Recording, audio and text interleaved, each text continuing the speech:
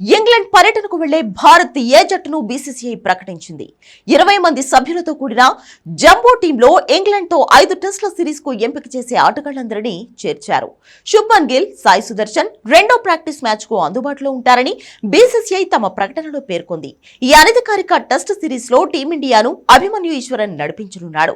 దేశవాళీ క్రికెట్ లో నిలకడగా రాణించిన కరుణ్ నాయర్ కు ఈ జట్టులో చోటు దక్కింది. శార్దూల్ ఠాకూర్ మళ్లీ టీమిండియా పిలుపు అందుకున్నాడు. ధ్రువ్ జురెల్, నితీష్ కుమార్ రెడ్డి, ఇషాన్ కిషన్, సర్ఫరాజ్ ఖాన్లు కూడా తమ స్థానాన్ని నిలబెట్టుకున్నారు. అందరూ ఊహించినట్లుగానే శ్రేయస్ అయ్యర్ ను ఈ సిరీస్ కు పరిగణనలోకి తీసుకోలేదు.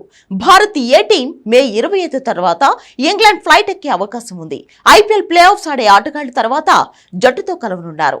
ఇంగ్లాండ్ పరిస్థితులకు అలవాటు పడాలనే ఉద్దేశంతోనే ప్రధాన ఆటగాళ్లందరినీ భారత్ ఏ జట్టులోకి ఎంపిక చేశారు. కాగా ఐపీఎల్ 2025 సీజన్ ముగిసిన వెంటనే భారత జట్టు ఇంగ్లాండ్ లో పర్యటించనుంది.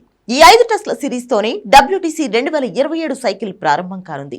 విరాట్ కోహ్లీ, రోహిత్ శర్మ రిటైర్మెంట్ ప్రకటించడంతో వారి స్థానాల్లో ఎవరికి అవకాశం దక్కుతుందా అనేది ఆసక్తికరంగా మారింది. ఇక ఇంగ్లాండ్ తో 5 టెస్టుల సిరీస్ కు సన్నాహకంగా భారత్ ఏ టీం ఇంగ్లాండ్ లయన్స్ తో 2 అనధికారిక టెస్టులు ఆడనుంది. మే 30 నుంచి జూన్ 2 మధ్య తొలి అనధికారిక టెస్ట్ జరగనుండగా జూన్ 6 నుండి 9 మధ్య రెండో అనధికారిక మ్యాచ్ జరగనుంది. జూన్ 13 నుంచి 16 మధ్య ఇంట్రా స్క్వాడ్ మ్యాచ్ జరగనుంది.